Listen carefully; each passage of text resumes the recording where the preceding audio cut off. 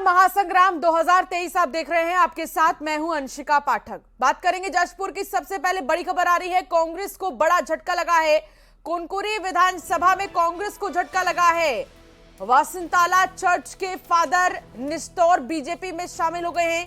Congress party के परंपरागत voter माने जाते हैं ईसाई समुदाय, और फादर के बीजेपी में शामिल होने से कांग्रेस के लिए किसी झटके से कम नहीं है। ये बड़ा झटका कांग्रेस के लिए कुनकुरी विधानसभा में माना जा रहा है, और यहां के मशहूर चर्च के जो फादर हैं वो बीजेपी में शामिल हो गए हैं।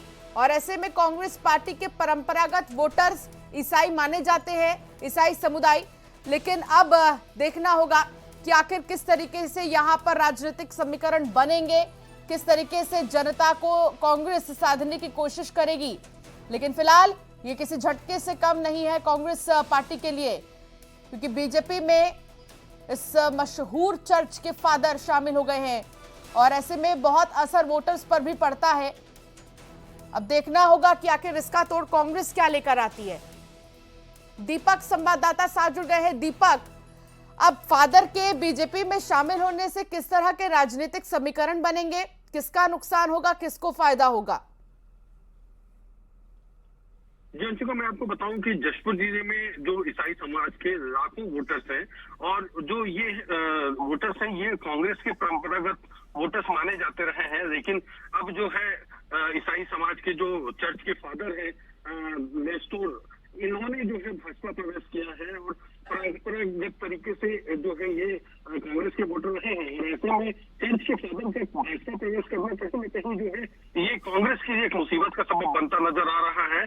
और इनके प्रवेश करने के बाद इनके जो अनुयायी हैं, इनके मानने वाले लोग हैं, वो भी बड़ी संख्या में भाजपा प्रवेश करने की तैयारी में है। तो आने वाले विधानसभा चुनाव में इसका खासा असर पड़ सकता है, और इस मामले में जो भाजपा के जो बड़े नेता हैं वो और भी लोगों को भाजपा प्रवेश करने की तैयारी कर रहे हैं। और आने वाले 1-2 दिनों में और जो कई लोग हैं जो चर्च से जुड़े हुए, उनके भी भाजपा प्रवेश करने की कयास यहाँ पर लगाए जा रहे हैं। बहुत शुक्रिया दीपक जानकारी साझा करने के लिए। आप बने रहिए, आगे भी जानकारी आपसे लेंगे।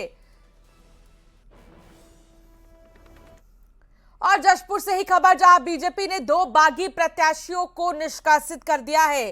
प्रदीप नारायण सिंह पार्टी से निष्कासित कर दिए गए हैं। मनोज भगत पार्टी से निष्कासित किए गए हैं। 6 साल के लिए पार्टी से निष्कासित किए गए हैं। प्रदेश महामंत्री केदार कश्यप ने आदेश जारी किया है। ये बड़ा एक्शन इसे माना जा रहा है। बीजेपी ने 2 बागी प्रत्याशियों को निष्कासित कर दिया है।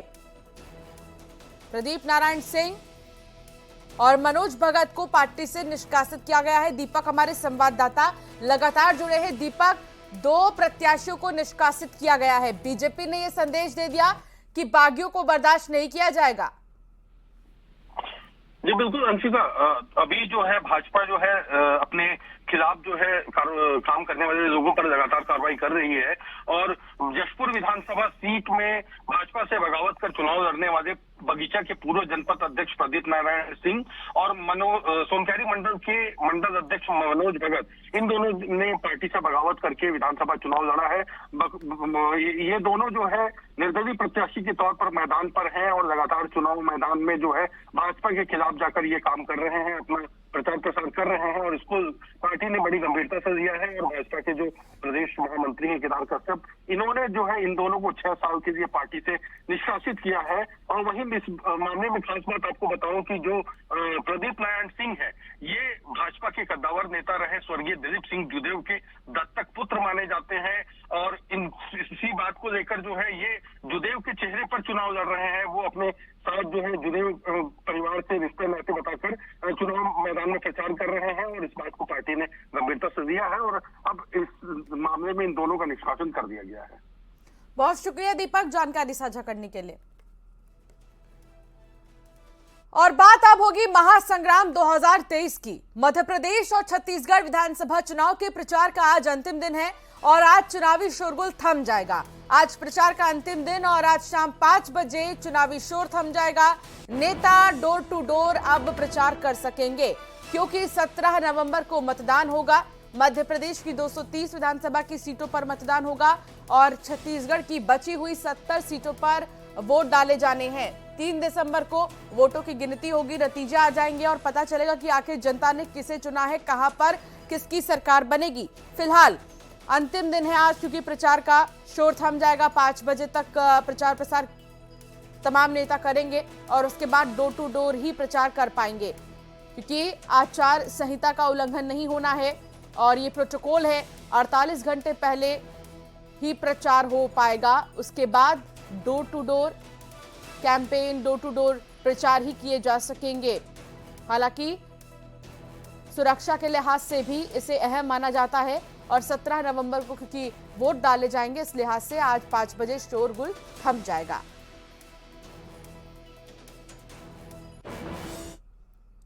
तो शाम 5 बजे प्रत्याशियों के प्रचार अभियान पर पाबंदी लग जाएगी। हालांकि उम्मीदवार 5 बजे के बाद डोर टू डोर कैंपेन कर सकते हैं।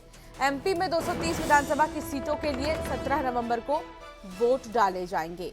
मध्य प्रदेश की अगर हम बात करें तो मध्य प्रदेश में 230 विधानसभा की सीटों पर एक ही दिन यानी कि 17 नवंबर को वोट डाले जाएंगे। 3 दिसंबर को नतीजे आ जाएंगे। आज कई चेहरे आप देखेंगे मध्य प्रदेश के चुनावी रण में। प्रत्याशी डोर टू डोर कैंपेन करेंगे।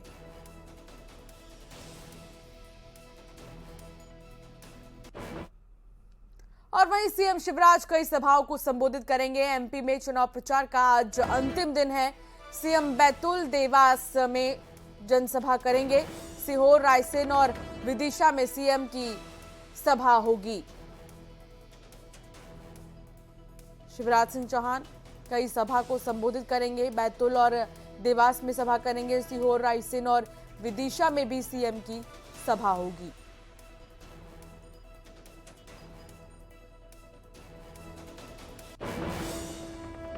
तो वहीं कांग्रेस में लगातार कई बड़े चेहरे कांग्रेस की तरफ से प्रचार प्रसार कर रहे हैं और आज भी कई दिग्गज प्रचार करते नजर आएंगे।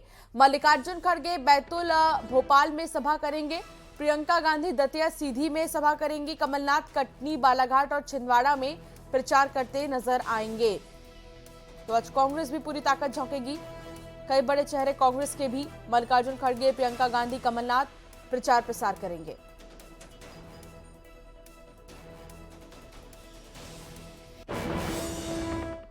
तो आज छत्तीसगढ़ विधानसभा चुनाव में प्रचार का आखिरी दिन है। बीजेपी और कांग्रेस दोनों ही पार्टियों की तरफ से 2 दिग्गज नेता जीत के लिए अंतिम जोर लगाएंगे। केंद्रीय गृह मंत्री अमित शाह आज रायपुर के दौरे पर आ रहे हैं, जहां वो राजधानी की 4 विधानसभा सीटों पर पार्टी के लिए प्रचार करेंगे। अमित शाह चारों विधानसभा क्षेत्र में रोड शो करेंगे और जनता को संबोधित करेंगे।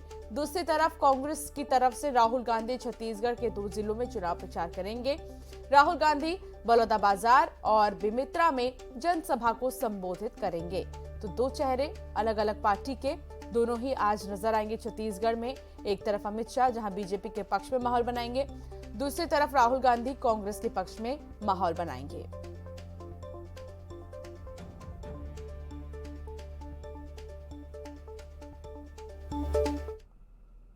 छत्तीसगढ़ में दिग्विजय लगातार प्रचार प्रसार करते हुए नजर आ रहे हैं, तो दूसरी तरफ आज कई दिग्गज नजर आएंगे छत्तीसगढ़ के चुनावी रण में। बीजेपी के दिग्गज नेता प्रचार में जुटेंगे। बीजेपी के लिए जेपी नड्डा रायपुर, अंबिकापुर में सभा करेंगे। अनुराग ठाकुर भी छत्तीसगढ़ में नजर आएंगे। नवागढ़, भिलाई में सभा को संबोधित करेंगे।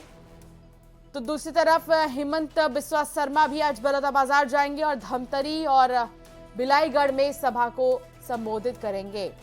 तो बीजेपी की तरफ से छत्तीसगढ़ में आज कई बड़े चेहरे नजर आएंगे। छत्तीसगढ़ के रण में आज जेपी नड्डा के साथ साथ अनुराग ठाकुर भी नजर आएंगे।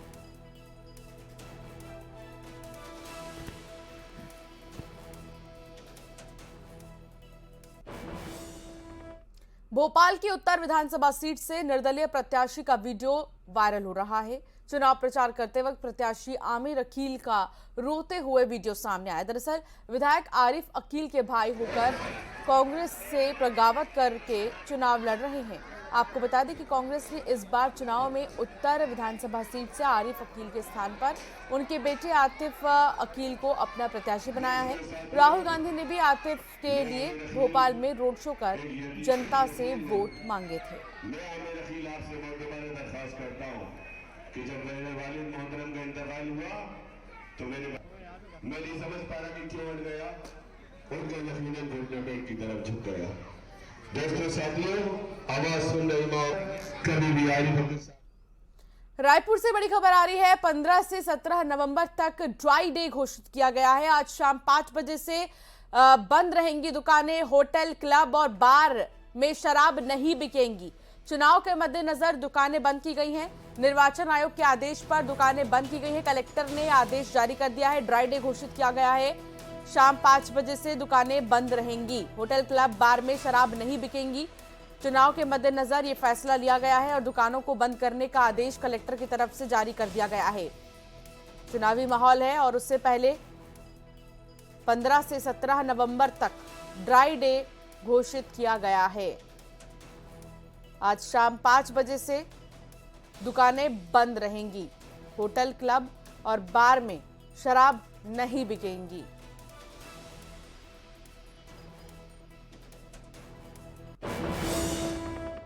खबर धमतरी से है, जहां गांव में माओवादियों के पर्चे मिले हैं। सांकरा और फरसिया गांव में पर्चे मिले हैं। पर्चे में इजरायल के हमले का विरोध किया गया। स्वतंत्र फिलिस्तीन के समर्थन में पर्चे बांटे गए हैं। पर्चे को जब्त कर पुलिस अब जांच में जुटी है कि वो कौन लोग हैं जो इस तरीके से पर्चे बांट रहे हैं। धमतरी का यह मामला, जहां सांकरा और फरसिया गांव में ये पर्चे मिले हैं।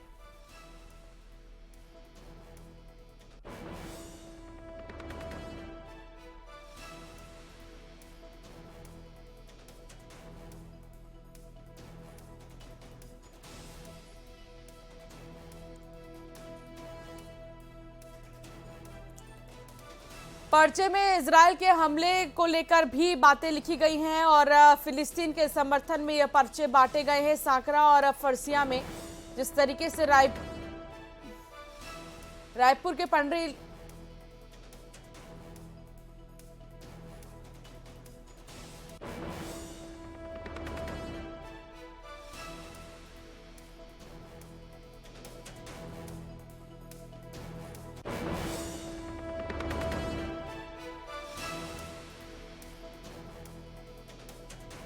तो पर्चे मिले हैं। धमतरी में फिलिस्तीन के समर्थन में पर्चे बांटे गए हैं। हालांकि इसको लेकर पुलिस जांच में जुट गई है। सांकरा और फरसिया गांव में ये पर्चे मिले हैं। तहकीकात की जा रही है। पर्चे को जब्त कर जांच शुरू कर दी गई है। खबर मुरैना से है, जहां हेयर कलर बदलने को लेकर विवाद शुरू हो गया। दुकानदार के साथ जमकर मारपीट का मामला सामने आया है। दुकान में उत्पात और तोड़फोड़ भी की गई है। इतना ही नहीं, 6 से ज्यादा लोगों ने मारपीट और तोड़फोड़ की है। बीएसपी प्रत्याशी राकेश रुस्तम सिंह की सभा में आए थे और यहां पर मारपीट की घटना को अंजाम दिया गया है। देखिए, सीसीटीवी कैमरे में कैद हो गई है पूरी मारपीट की घटना। तलाश में पुलिस जुटी हुई है। सिविल लाइन थाना क्षेत्र का यह पूरा मामला बताया जा रहा है। दुकान में तोड़फोड़ भी की गई। मुरैना की ये तस्वीर आपको हम दिखा रहे हैं। सीसीटीवी फुटेज में मारपीट की पूरी घटना कैद हो गई।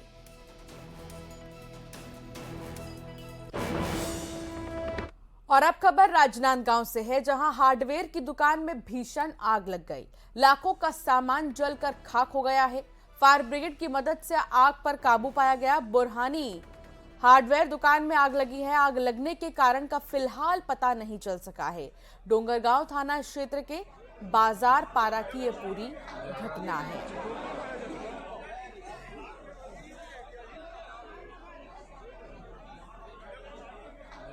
तो ये हार्डवेयर की दुकान और इसमें भीषण आग लग गई। आप देखिए इन तस्वीरों में किस तरीके से भीषण आग लगी है।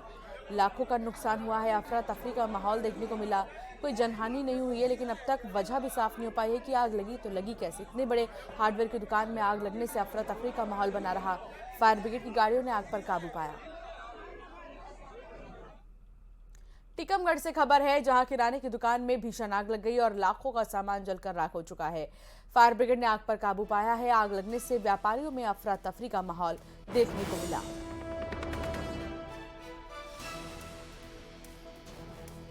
टीकमगढ़ में आप देखिए किस तरीके से ये दुकान है। राशन की दुकान में आग लगी है। किराने की दुकान में भीषण आग। लाखों का सामान जलकर राख हो चुका है। फायर ब्रिगेड ने आग पर काबू पाया और साथ ही इस पूरे मामले में अभी जानने की ये कोशिश हो रही कि आखिर आग लगी तो लगी कैसे, क्योंकि व्यापारियों में अफरा तफरी का माहौल देखने को मिला।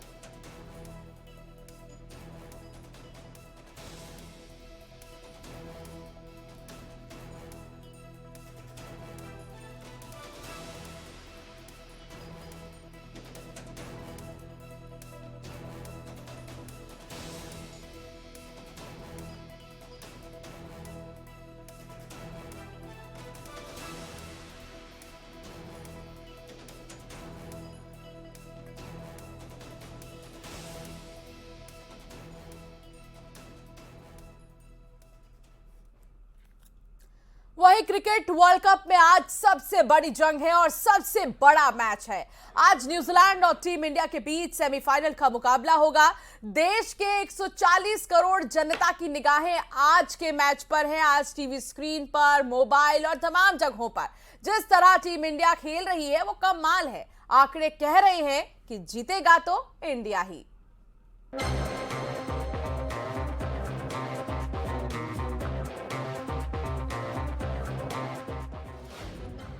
सेमीफाइनल्स की जंग की बारी, न्यूजीलैंड को पड़ेगी भारी। गेंदबाजों की तिकड़ी का होगा कहर, रोहित विराट मचाएंगे गदर। मेहरबान कदरदान दीजिए ध्यान, शुरू हो चुका है सेमीफाइनल का घमासान। एक तरफ है मैन इन ब्लू तो दूसरी तरफ कीवी मेहमान, और तैयार है मैदान, फिर गूंजेगा हिंदुस्तान हिंदुस्तान। आसमान में तिरंगा लहराएगा, वर्ल्ड कप भारत में है और भारत में रह जाएगा। भारत के सिर पर वर्ल्ड कप का ताज होगा, गेंद और बल्ले के इस खेल पर हमारा ही राज होगा। कमाल होगा, धमाल होगा, जीतेंगे और जश्न भी मनाएंगे। 19 नवंबर को चमचमाती ट्रॉफी भी उठाएंगे। 12 साल बाद हम फिर से दम दिखाएंगे, और दिखाएं भी क्यों ना। जब भारतीय टीम अब तक अजेय है तो हकदार भी तो हम ही हैं। खिलाड़ी रंग में हैं, बस इंतजार सेमीफाइनल मैच का है। वो कौन से आंकड़े हैं जो इशारा कर रहे हैं कि जीतेगा हिंदुस्तान।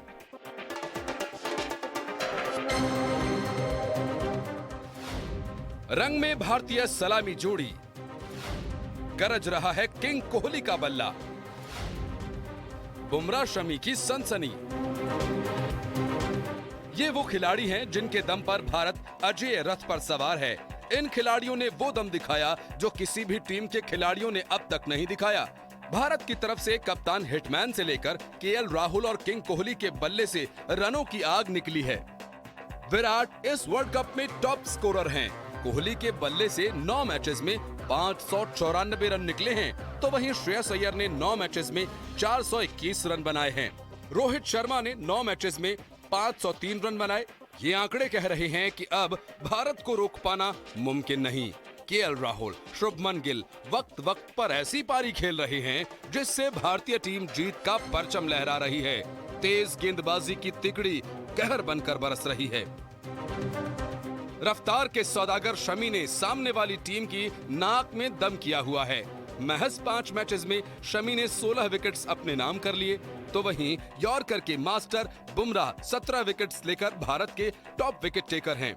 सिराज के सनसनी से विपक्षी बल्लेबाज खौफ में हैं। सिराज ने 9 मैचेस में 12 विकेट झटके हैं, तो वहीं जडेजा और कुलदीप की जोड़ी स्पिन में कमाल दिखा रही है।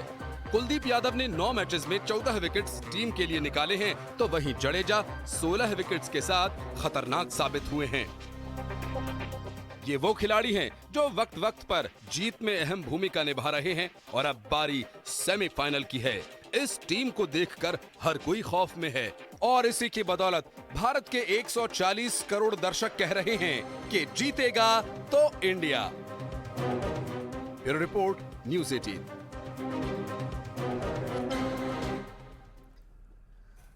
यहां रुकेंगे एक छोटे से ब्रेक के लिए। खबरों का सिलसिला आगे भी जारी रहेगा।